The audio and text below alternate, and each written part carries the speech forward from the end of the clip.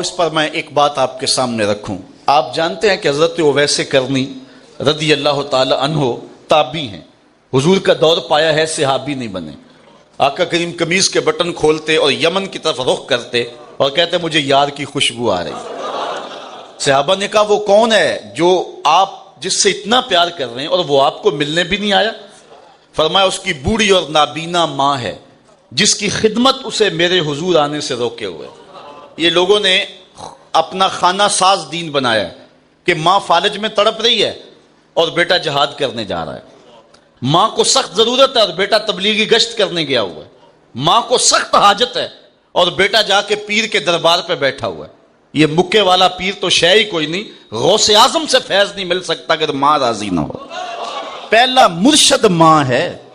حضرت بایزید کہتے ہیں میں نے اپنی ماں کے آگے ہاتھ جوڑے، میں نے کہا اماں تیرے حق ادا کروں یا رب کے حق ادا کروں؟ اپنے حق تو معاف کر دے، رب کو میں راضی کر دیتا. ماں نے کہا جا بیٹے میں نے اپنے حق معاف کر دی. 12 سال جنگلوں میں گھومتا رہا. ایک دن بستان کے قریب سے گزر رہا تھا، دل میں خیال آیا چلتے چلتے ماں کو سلام کر جاؤں. دروازے کو دستک دینے لگا. رات کا موقع تھا، سردیوں کا موسم تھا. اس احساس نے ہاتھ روک لیا، ساری زندگی ماں کو سکھ تو دیا کوئی نہیں، دکھ بھی کیوں دیتے ہو؟ تو کہتے ہیں میں دروازے کے ساتھ لگ کے بیٹھ گیا اور ساری رات کاٹ دی.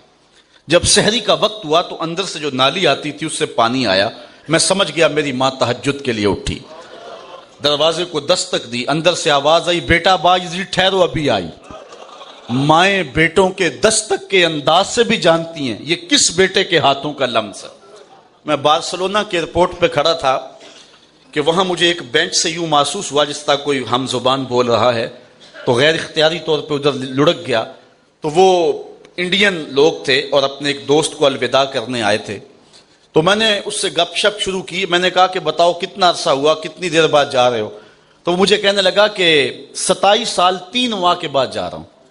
بس آیا تھا اور ایسا پھنسا کہ اتنا طویل عرصہ گزر گیا. جب آیا تھا تو ان فوان شباب تھا، اب بڑھاپا طاری ہو رہا ہے، اور بڑی حسرت سے کہنے لگا کہ پتہ نہیں میرے گھر والے مجھے پہچانتے بھی ہیں یا کہ نہیں. تو میں نے کہا اور کوئی پہچانے یا نہ پہچانے، ماں تیرے قدموں کی آہٹ سے ہی پہچانیں گی. یہ میرے بیٹے کے قدموں کی آواز لگتی ہے. بایزید کہتے ہیں کہ میں دروازے پہ دستک دی نا تو اندر سے ماں نے کہا بیٹے بایزید ٹھہرو میں ابھی آئی. 12 سال کے بعد آیا تھا. ماں نے ہاتھوں کے لمس سے پہچان لیا کہ یہ میرے بیٹے کے ہاتھوں کی آواز ہے. تو ماں نے دروازہ کھولا. میرے بکھرے ہوئے بال، پھٹے ہوئے کپڑے، پراگندہ حالت. ماں کی آنکھوں میں آنسو تیر آئے اور ایسے ہاتھ پھیلا کے بایزید کی ماں نے کہا مالک میرا بیٹا بایزید تیری طلب میں نکلا تھا، تو نے ابھی تک اسے اپنا قرب نہیں دیا. حضرت بایزید کہتے ہیں 12 سال کی ریاستوں سے جو نہیں ملا تھا ماں کے اٹھے ہوئے ہاتھوں سے مل گیا. میں نے کہا مالک میں تجھے کہاں ڈھونڈ رہا ہوں، تو کہاں موجود ہے؟ تو کہا اس کی نابینا اور بوڑھی ماں ہے جس کی خدمت اسے میرے حضور آنے سے روکے ہوئے ہے. بلکہ فرمایا کوئی اویس کو ملے اور میرا سلام دے اور کہے میری امت کی بخشش کی دعا کرے. معلوم ہوا جو ماں باپ کے خدمت گزار ہوتے ہیں اللہ ان کی دعائیں رد نہیں کرتا. میں نے کتب تصوف میں پڑھا ہے جو شخص روزانہ اپنے والدین کے لیے دعا کرے ساری زندگی اس کے رزق میں بے برکتی نہیں آتی. اچھا حضرت مولا کائنات سید علی المرتضیٰ اور حضرت عمر رضی اللہ تعالی عنہما دونوں حاضر ہوئے.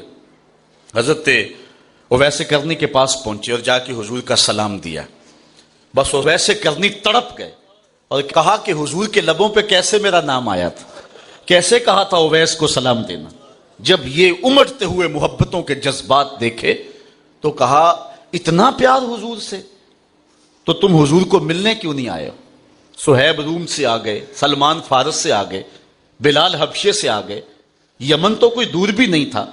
تو جب اتنا پیار ہے اور اتنی تڑپ کہ سلام سن کے وجد طاری ہو گئے تو حضور کو ملنے کیوں نہیں آئے؟ تو حضرت اویس نے بات کے رخ کو بدلتے ہوئے کہا اچھا تم نے میرے حضور کو دیکھا ہے؟ انہوں نے کہا شام سویرے رہتے ہی حضور کی خدمت میں تھے. کہا بتاؤ پھر حضور کے ابرو جڑے ہوئے تھے یا کھلے ہوئے تھے؟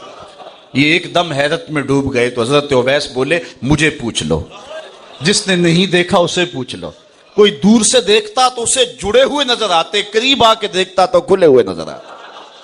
اس لیے بعض نے دور سے دیکھا تو کہا حضور کے ابرو جو ہیں وہ جڑے ہوئے تھے، اور جنہوں نے قریب سے دیکھا تو انہوں نے کہا نہیں کھلے ہوئے تھے. اچھا حضرت حاجی امداد اللہ مہاجر مکی علیہ رحمہ وہ حضور کے ابروؤں کا ذکر کرتے اور جھوم جاتے ہیں. اور پھر کیا کہا انہوں نے